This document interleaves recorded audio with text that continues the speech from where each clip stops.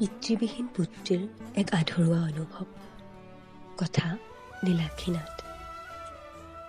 মোৰ অনুভৱৰ হেতেলিত জাগ্ৰত হৈ পৰা মোৰ পিতাই তোৰ মৃত্যুৰ দিনা ভাবিছিলোঁ মোক সৰু ছোৱালী, মই নাকান্দিলেও হয়তো মানুহে মোক বেয়া বুলি নকয়।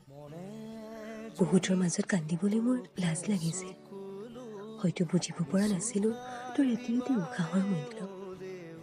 নিচেই কণমানি মনটোৱে দেখি বিচলিত হৈছিল হাজাৰ বিজাৰ মানুহৰ সমাগম, কিন্তু অনুভূত হোৱা নাছিল তোৰ অস্তিত্বৰ শূন্যতা। চাৰিওফালে আছিল মাথো কটৰ কৰোণমুখৰ প্ৰতিচ্ছবি, মোৰ মাৰ প্ৰতিচ্ছবি।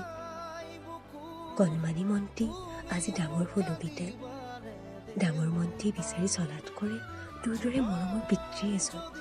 কিন্তু তোৰ স্মৃতি মোৰ বাবে সাৰথি, মোৰ বাবে প্ৰেৰণা। ৰাতিপুৱা উঠি এই বাতৰি কাকত পঢ়া মানুহ এজনৰ বৰ অভাৱ পিতাই। তোৰ দৰে কাৰোবাক দেখিলে ক'বলৈ মন যায় আপুনি মোৰ দেউতাৰ দৰে, কিন্তু থমকি যাওঁ, কাৰণ সেইজন তই নহয় পিতাই, তোৰ দৰে আন এজনহে, মোৰ দৰে আন এজনী জীয়েকৰ হয়তো পিতৃ। সমনীয়াৰ আড্ডাৰ পৰা মই উঠি আহোঁ পিতাই, মাজে মাজে সিহঁতৰ আড্ডাত দেউতাকবোৰৰ প্ৰসংগ। মই নীৰৱ হৈ ৰওঁ পিতাই, কিজানি তোৰ স্মৃতিয়ে মোক সিহঁতৰ আগত দুৰ্বল কৰাই পেলায়।